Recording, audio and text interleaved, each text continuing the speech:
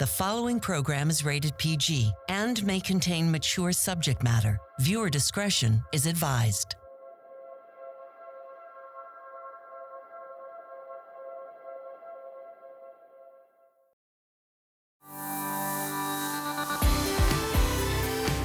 The Super Channel Heart and Home After Show, Deluxe Edition, with special guests Brian Bird, Lindsay Sturman, Chris McNally, Kevin Smith, Pascal Hutton, and now the host of the Super Channel Heart and Home After Show, Elliott Wallach. This episode deserves a deluxe edition. This was incredible. That was episode 11. It was the climax of the season so far. I know a lot of you are like, what was that? Wow, that happened? Yep, it did. We've got 5 guests here to talk about it, including Lindsay Sturman, the amazingly talented showrunner, and Brian Bird, executive producer. You guys, thank you so much for being part of the program. Excited to be here. Thank you so much for having us. So, Lindsay, what is the role of a showrunner? Yeah, the showrunner is sort of the head writer, and Brian was obviously the creator of the show, and the co-creator with Michael Landon, the first showrunners. And you're both sort of the head writer, but you are also sort of in charge of the whole production creatively. And obviously, it's such a huge team. And in terms of the writing of the show, you know, it's kind of a tricky job to come in as, I think, I'm not the first showrunner, and you have so much incredible work behind you. And so you're sort of picking up, studying it, trying to understand all those storylines and then take them through. Only the writers can write the show. And so that's your main focus, is the story and the scripts. I can just chime in here that the writers really, that writer's room sets the table for everything. And the work that Lindsay has done in season 10 and now in season 11 has just been magnificent, in my opinion. I've loved every script that has come out of that room. And unless the head writer has great chemistry with the rest of the team, it can fall apart. And it has not done that. It's only flourished. And so I just, my hat's off to Lindsay. Yeah, this is going to be a gush fest. I really enjoyed so much first of all, I think Ben Rosenbaum is one of the funniest guys I've been around. And I love that you're incorporating his humor into the show. The guy just totally cracks me up. He's such a nice guy, too. Then the fact that you had Jack Wagner golfing, I love that. Is there any way to have him sing All I Need? Just some early 1900 version of it, just for me. That would be great. That'll go on the list of things we want to see, because sometimes you make a list. How did you approach the season, knowing where you wanted it to end up? Yeah, I think that we talk about that. You always write the story. It's the character first. Who are these characters? What are their journeys? And there's a great analogy that I love, which is that a TV show is like a clothesline, and everything hanging off the clothesline. The clothesline is the character journey, and all the story points are like the clothes hanging off. It's not a perfect metaphor, but the story really supports a character journey. So we really looked at all the seasons and said, who are these characters? What are their journeys? And with Lucas, he was somebody we didn't know that well. He has a history. He had New Orleans, Jeanette, what was his past? And we started to look at who this character was. And we really wanted to do a hero's journey for him. Sometimes the stories really reveal themselves that they were really on different journeys. Elizabeth and Lucas had different destinies. And how do we follow those? And following Lucas, giving him this bigger story of, a man who thinks big and does big things for the town. He runs a saloon. He brings people together, and that he's sort of bound for some greatness. And she had the big life. She chose to leave Hamilton and come to this small town and have this sort of quieter life. And then as she's raising a son, she wants a simpler life. And it's for her, she's a teacher, it's her students, and it's her community.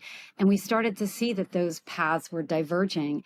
And so then you keep writing to that. And we found this story, that was both heartbreaking, but also felt true to who they were. But we started to see a story where she gets to see him grow, but they also grow apart. And the heartbreak of that, it sort of revealed itself to be a Casablanca story. I can't remember the first time someone said that, but then you just sort of start to write to this idea of what if it's a heartbreak. Chris is such an incredible actor, and he's such a wonderful character. So we get to really follow a bigger story for him into season 11. And I'll just add, Lindsay, that you planted some really interesting seeds along the way. Even Elizabeth's aunt comes to town with Julie, and they're helping plan, start thinking about this wedding that they want to plan. Her aunt spots that, she even says, this is a man who was bound for a bigger stage. And it's very early on in the season when that line comes, but it actually, you began to reveal that along the way. And I thought that was so powerful. It sets him apart. It sets him, off as a character for the audience, maybe reveals something about him that they hadn't thought about before. But by planting that idea in our minds as viewers, I just thought that was really solid. It was also Elizabeth's journey to follow her heart. And, visiting Jack's grave, Elizabeth's still in trauma from the loss of Jack, and she's still struggling with that trauma and finding her way. And it was almost like it was meant to be, like that the breadcrumbs had led us all there as she confronts these fears that she had that were all there in previous episodes.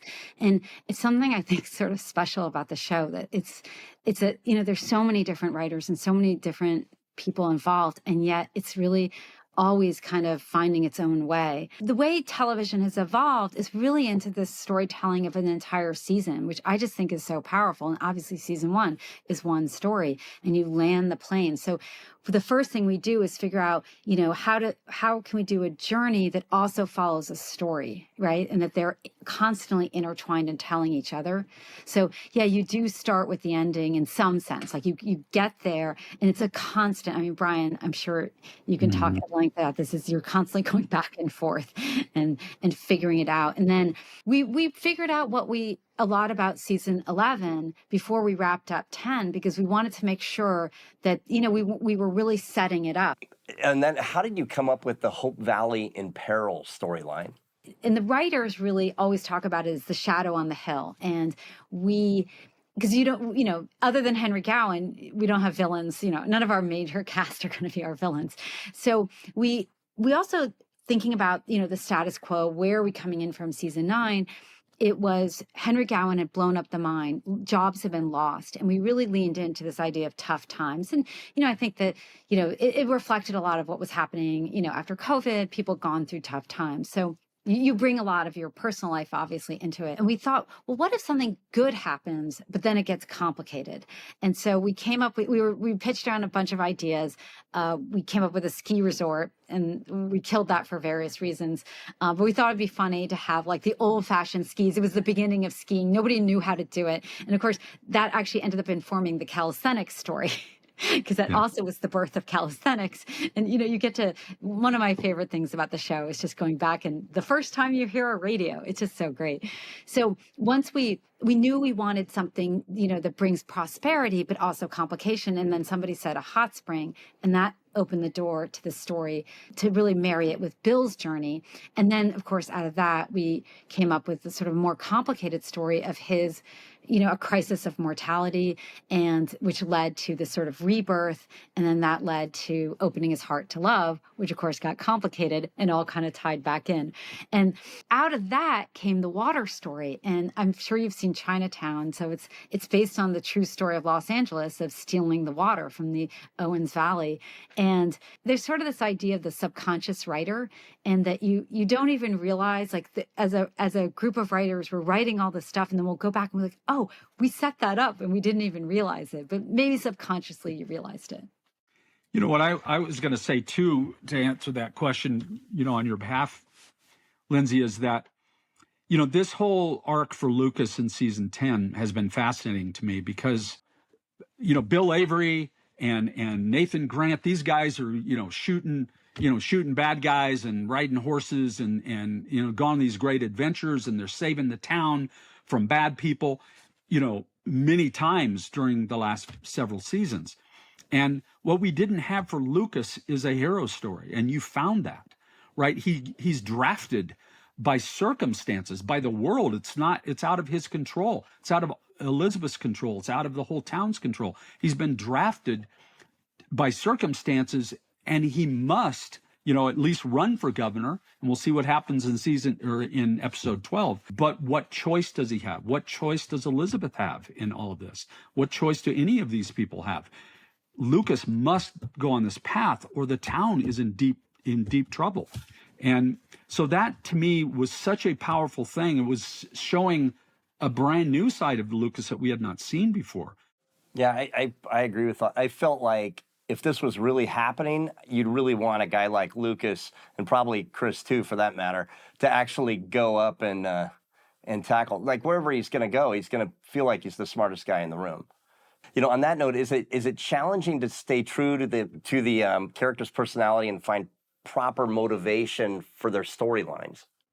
That's a great question. And I almost invert it and say, like, it's the challenge is to make sure that you don't fall in love with a story that isn't true to them, so that you really just start with who are they and where could their journeys lead. And of course you think about what do you want to see, and for instance, Rosemary was going to have a baby. So we knew you were going to tell a baby story, right?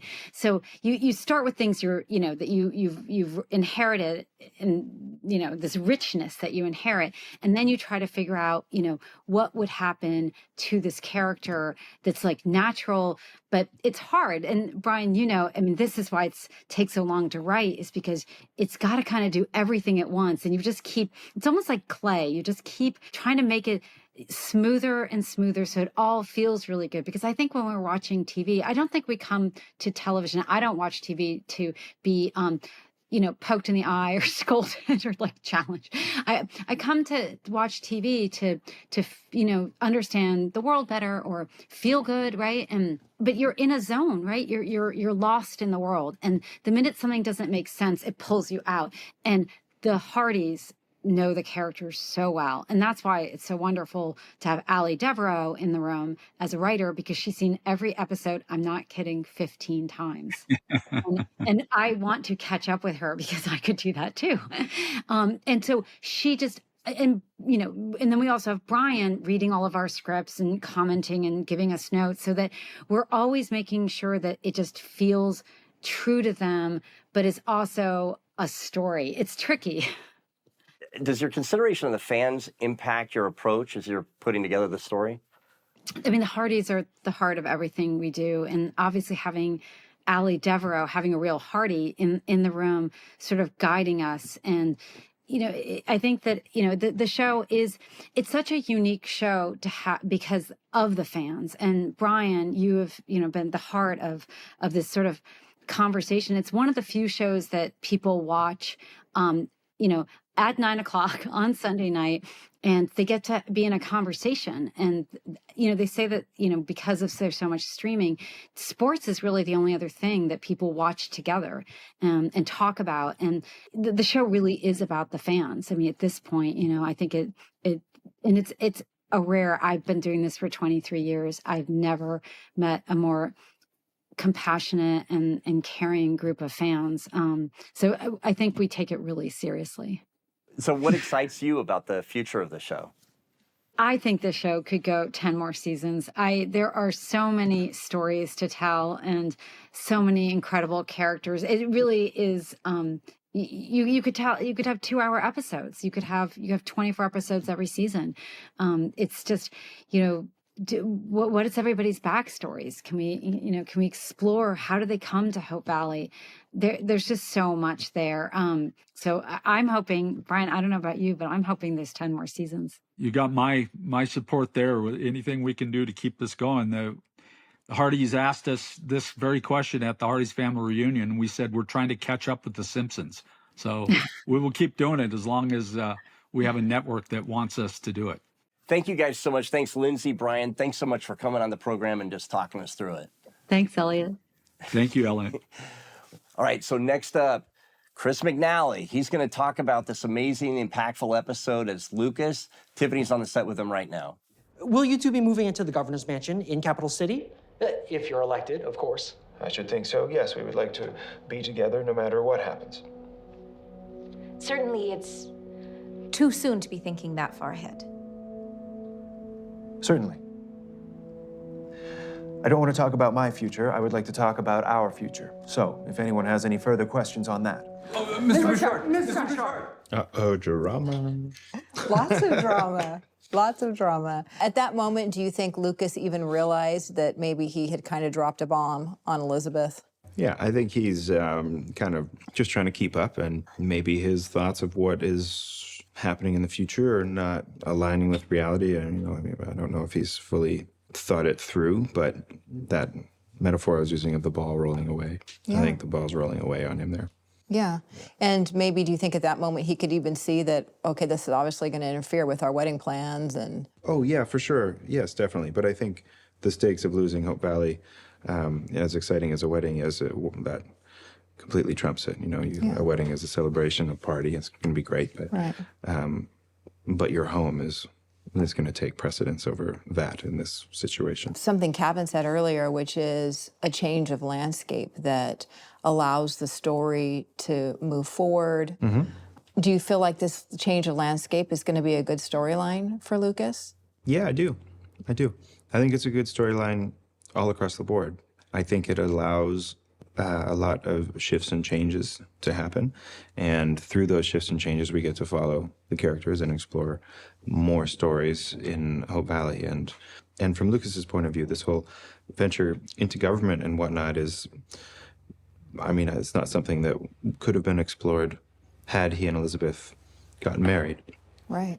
I understand and I'm empathetic towards the audience members, the Hardys and fans who were really gunning for this and really wanted a wedding in season 10. I think it's going to be a massive disappointment. I also feel like it's sometimes characters drift apart and things change, and that's part of life. I think that buried deep down, I started to sense something was missing. And I just hoped so much that I was wrong. And I was afraid to bring it up. But maybe these paths were meant to be. Where did they shoot that? Because they made it seem like they traveled somewhere, but I got to think it's here in town. It's definitely here. It's just down at the other end of the street. It was in front of Gowan Petroleum. Okay. Yeah, that's the window to Gowan's office right there. Okay, and so then the art department comes in and did they change it up? They must have changed it up a little bit, made it look more like a train station. I think the bricks are a facade, right? The bricks were probably put over top, and then they just put a light inside the window facing the window and had a little fake desk and had somebody standing there as if he was counting or accepting tickets and whatnot, and then some passengers lining up. And so you get those silhouettes. And then they added some steam and sound and probably changed a couple signs and maybe some light fixtures. Yeah. And then all of a sudden we're in a new place. It's amazing. Yeah. And they do it, you guys do it a lot on this show. Swap outs, the saloon especially. The saloon houses quite a few things. Yeah, it's been a train station in the past. Anytime we're in a suite of the saloon, that is built on the main floor, just in the bar area. I just clear all the tables away and put up some walls. And Lucas's office, the first season that was introduced, was also in the saloon. And then the next season, they built it into the dentist's office, which is actually, it's great that it has its own location because it means we can always go back. It doesn't have to be constructed, so it doesn't cost anything or affect the schedule in any way. So obviously you can't shoot in the saloon if it's been turned into something else. But the benefit of shooting in the saloon is that the walls are not fixed. So you only see where the camera's pointing. We could have this wall here, but the wall on the other side of us can just fly away and go away. And then you've got all that room for the cameras to be, and lenses and whatnot. Whereas when you're in a fixed space, it gets very, very cramped in the office. So you're just there's not as much versatility and mobility available at your fingertips in terms of what you want to capture and how you might capture it. So it's more work to have it in the saloon, but there are benefits at the same time from a cinematic standpoint. Yeah, because a lot of the spaces are kind of small. And as a viewer, you forget there's maybe 10, 12 other people in the room. Yes, at least. Yeah. So with this storyline, how are you excited about this new storyline? Yeah, I am excited with the Governor storyline. I think it's great. So far, since we've seen Lucas come in, he's had some business ventures, but he's been very, very focused on Elizabeth being his partner. You know, he really wants to settle down with her, and it gets kind of superseded. He gets taken down this other route that he wasn't expecting. But there's an excitement to that I enjoy personally, because it's something new that I get to explore with Lucas. It's sort of a new, like a new chapter for him that is totally uncharted. And do you feel optimistic for the future of the show and for the future of your character? I do, but I'm excited for where the direction that Lucas is going in. And I think that it is a different avenue of storytelling, or different stories that can come in for Hope Valley. It's a town that is alive, and it has a pulse, and things shift and change and evolve, and I think it's great. I'm very optimistic about it. Well, thank you for being here. I appreciate it. Thanks for having me. Thanks for watching. Let's talk to Kevin Smith. This is where fiction meets reality, golfing with Bill Avery, played by Jack Wagner. Let's take a look. Oh, I hear you got the injunction.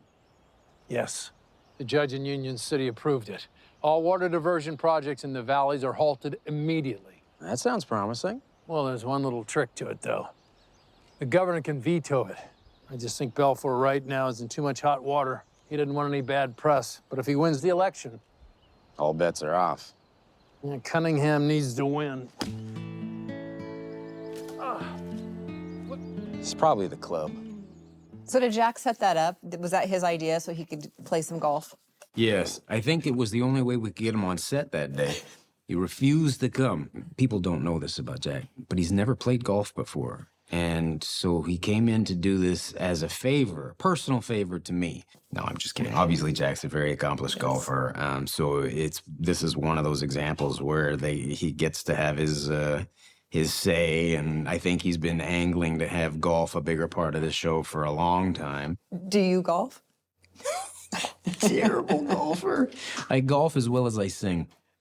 Okay. Yeah, it's not on my list of things that I'm capable of doing. A terrible golfer. It's a miracle that Jack can still do it, though, with the back and the knees and the rheumatiz and the short-sightedness, with the hairpiece always falling off when he's bending over the ball. They say keep the eye on the ball, but he can't see the ball, so how is he supposed to keep his eye on the ball? So there are some other funny moments in this episode. One of them takes place in your office. Okay. Let's take a look at it. Well, actually, we were just calling to see if you had any information about potential candidate replacement for Cunningham. Yes, I understand that, but this is unprecedented, is it not? My readers will be very interested to know how something like this could even happen.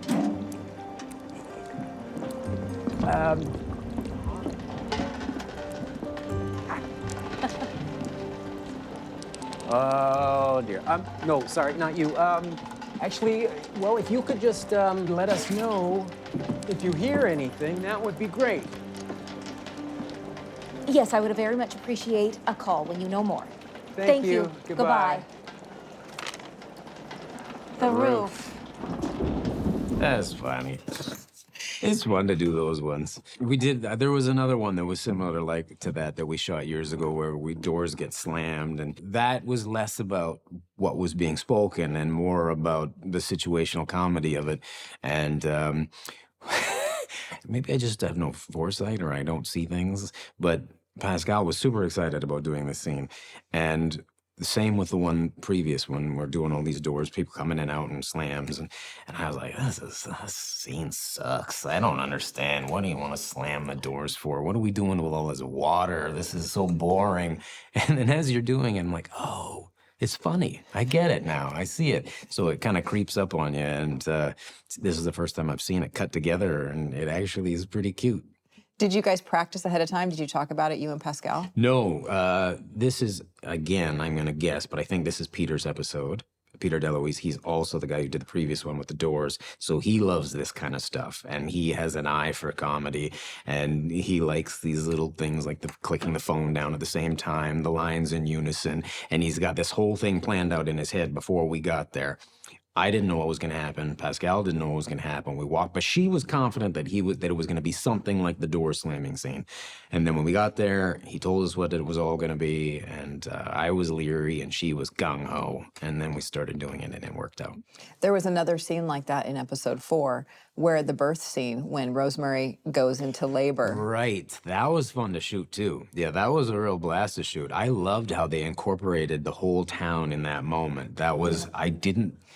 Again, I don't have the foresight, I guess, but I thought this would be a good just Lee and Rosemary moment, quiet. I pitched something completely different, and maybe that's telling me something, because they went the complete opposite direction to what my suggestion was, and they did it in the street with everybody else being involved, which was really funny in retrospect. Yeah, lots of choreoraphy, and everybody got a funny moment. Everybody got a little bit. Everybody got a little moment. It was really kind of funny that way. Rothgar and Loretta everybody got a moment there. Yeah, that was cool. Yeah, the scene of Loretta running. Yeah, she's got the yeah. She gets those. She kills those so moments funny. for sure. So how did they pull this off with all the water? I mean, obviously the roof is not actually leaking. No, it was.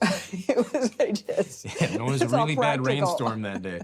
No, it was just there's water tubes going up top, and then just dripping water. And we've got faucets all lined up so you can control the flow to some degree. You just get wet. And we just got wet. And in between takes, they have to dry everything, new paper, dry the whole thing down. So it was a bit of a rigmarole, but in the end, it's kind of fun to watch. It just makes you smile. You don't, nothing really happens that pushes the story along. It's just kind of a cute little Lee Rosemary moment. Well, it does set up a little bit of having Henry come in, because now they need to have the roof repaired. Yeah, that is true. That is true, yeah. What did you think about having Henry repairing the roof, having Martin, the actor, do it? Yeah. Did you know that he was a roofer at one time? I think Martin has, at one point or another in his life, done every job that exists. I think he worked on the pyramids. He's as old as Jack? He's almost as old as Jack. I forgot him when it comes to bugging people about being old. I can't make fun of Martin's age because we're the same age. Okay. So I shouldn't have said the thing about the pyramids. That would imply that I, too, was there for the pyramids, which I was not. So what do you think of the storyline, bringing Martin in? I love the storyline. I like Martin's storyline. I like Gowan's storyline. I think it's, coming full circle, finding this inner self kind of thing, finding peace with his past and making amends for it in his own way. We used to do some scenes together back in the day when Gowan was the bad guy, and I enjoyed doing scenes with Martin. He's a nice actor, and but we just, our Lee's world and Gowan's world have kind of just gone their own directions for a while, so we'll see what happens in the future, but I enjoy doing the scenes with Martin. He's a hoot. He's a character. So Rosemary enlists him to babysit. Yep. How do you think Lee felt about that? I don't know about Lee, but I didn't like it. I was like, why does he get to babysit the kid and I don't? Like, I want some scenes with this baby. I was baby jealous. Straight up, I didn't like it at all. In fact, I tried to sabotage the scene. While he was doing the scene, I kept throwing things at the baby, like little spitballs, just so baby wouldn't play along. That completely goes against your earlier statement about caring for these children. Yeah, on no, set. I sabotaged the heck out of that one. I tried to ruin the scene because I was like, this should be Lee's moment. Lee should be having these moments with the baby and not, no, I'm joking. Obviously, it was really cool. It's cinematic gold having relationships between babies and grown-ups when they interact well. And I think for Henry's character to have a guy who was the town bad guy for a while and now be pulled further out of his shell by, how can you not find a baby irresistible? There's a shot where you're looking in the window and he's holding the baby. Yes. I can't remember how. I think you did get to see him holding the baby. I did, yeah. No, I had the straw underneath with the spitballs ready to go, so when they were on me. I thought he was a natural. The baby? Martin. He just looks so... No. CGI. That was just really good acting. They CGI'd the baby for that one. Babies are afraid of him. Switching gears. Let's. The bachelor party's in full swing. Are we in reverse? No. Okay. We're gonna pick up a different storyline. Okay. So a lot's been happening in the town. Lucas makes an announcement. Let's take a look at a clip. Okay. So, what did you decide? I'm gonna run. Wonderful. Oh, Best news I've heard all day, Governor Bouchard. Oh, that has a ring to it. It does. Buckle up, Bouchard. You're in for a wild ride. And Elizabeth, how do you feel? Oh, well, Lucas and I talked about it, and if we thought anyone else could win. They said I have the best chance of beating Balfour. I say this calls for champagne. I was thinking the same thing. Are you sure about this? It's the future of Hope Valley. It's so funny to get the reaction on Erin's face for the champagne popping. There is an extra that's underneath. He's got a ruler and he just smacks her in the butt. That's how we got the reaction. Wow. Yeah. It's really Wanted method. to be authentic. Is that what it's called, method? When you have... I think it's pronounced methode. Oh, if we're being specific. well, we are in Canada. Yeah. Right. Yeah. So what do you think of this storyline with Lucas running for governor? It certainly helps with shifting the landscape. Oftentimes in television, you got to be careful when you're getting everything you want. You have to be careful because you may reach the end, and you don't necessarily want to get to the end. In television, you want to keep going, keep the storylines going. So it does open the field for some landscape changes, and I think that based on where we are this season, I think what they were planning then works, and I think that it's going to bear fruit as we move forward for sure. I'm excited to see where it goes. Yeah, me too. And I think that this is a really interesting storyline for Lucas. Mm-hmm. It suits his character really well. I think that unbeknownst to anybody, I think this fits. It could have tied itself up and we could have been done. But all of a sudden, things just sort of fit. And it's like, oh, this is actually, you're right, because his character is sort of pre-made for this. Yeah. So we'll see what happens. Yeah. And he feels like he's got big aspirations. He's very ambitious and he's got some aspirations, and it gives us somewhere to go with that character for sure. Yeah. Yeah. Creatively, if I was Chris, I'd be super excited. Yes. Yeah. Well, thank you for taking the time to talk about episode 11. You should be thankful. This is very burdensome to me. Well, there's one more. Oh, will you? It's never gonna end. It's not. Will you It's been join a me? pleasure. Will you join me? Yeah, I'll come back. Okay, good. Yeah. Thing is, it has to end. Tiffany's got to go talk to Pascal about the incredible friendship between Elizabeth and Rosemary. She's talking to her right now. Let's take a look. Or we could just seat the children on top of the table to save room. How does that sound, Elizabeth? Good. You haven't heard a word I have said. I have. Elizabeth. I'm sorry. I'm just so distracted. There's just so much going on with the water problem. Is that all? Do you think that Rosemary's figuring out that maybe there's something going on that's a little deeper? Yes. Yeah. I think just as you saw early on in the season, Elizabeth is so intuitive about knowing that Rosemary is going through something emotional herself. Now we see that, like, the tables have turned, and now Elizabeth is really going through something and really questioning and thinking deeply about, obviously, her future and what's unfolding. And they're such good friends. Rosemary can sense that. Of course she can. And she just wants to be there for Elizabeth. Do you think there were clues throughout the season that things weren't exactly 100% right, that maybe they were not addressing some issues, not between Rosemary and Elizabeth, but between Lucas and Elizabeth? I think so, but I think it's really incredibly subtle. And I think that it's why she's wrestling, Elizabeth's wrestling with what to do, because it's not something obvious. It's not something glaring. He's a wonderful person. He's a wonderful man. He's wonderful with her son. He's wonderful to her. And so there's all these things of going, so why am I questioning this? And that's really a difficult thing to wrestle with. And they share a moment in this episode where she talks to Rosemary about that. Mm-hmm. Let's take a look at it. Okay. Am I doing the right thing by going? Only you can answer that. I just don't know how I feel about leaving or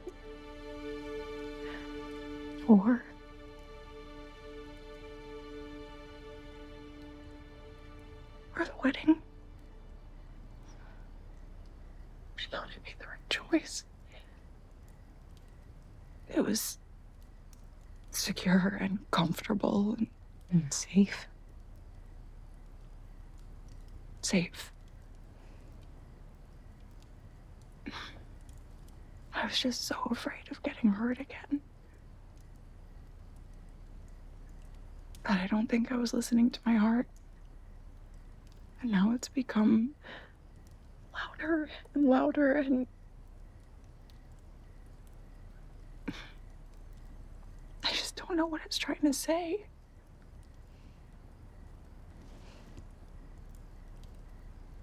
I think you do.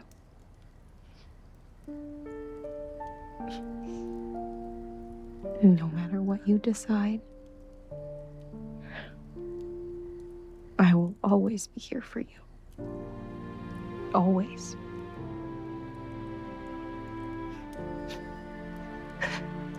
I really like knowing you can see my light on. Oh, honey.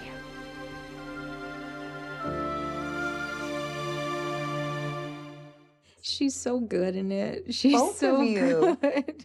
I remember we were like, this was a scene where we really did a lot of talking and just trying to pick the words so carefully of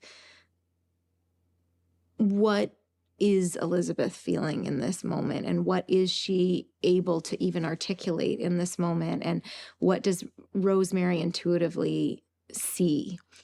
And we were so careful with wanting to finesse that language. And then we went in and did the scene. And I mean, Aaron was just so vulnerable and open, and it was so beautiful. There's another scene it reminds me of, but it was between Aaron and Lori, and it was very similar kind of conversation. And I feel like that scene is one of those moments you always remember about the show. And I feel like this is one of those moments.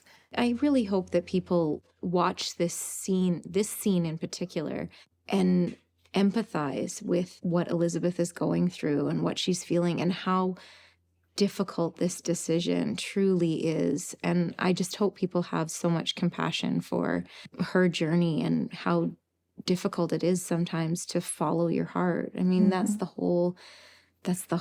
what the show is called. It's what the whole theme of the show is when calls the heart, following your heart. And I think we like to think of when that's an easy decision and it leads to something really joyous and wonderful, but sometimes you have to follow your heart even if it's a really difficult path and it doesn't lead to something obviously joyful and happy. Like, it still is following your heart. And I just hope people can see that. I mean, look at her performance. Look at Elizabeth. She's so vulnerable. She's so exposed.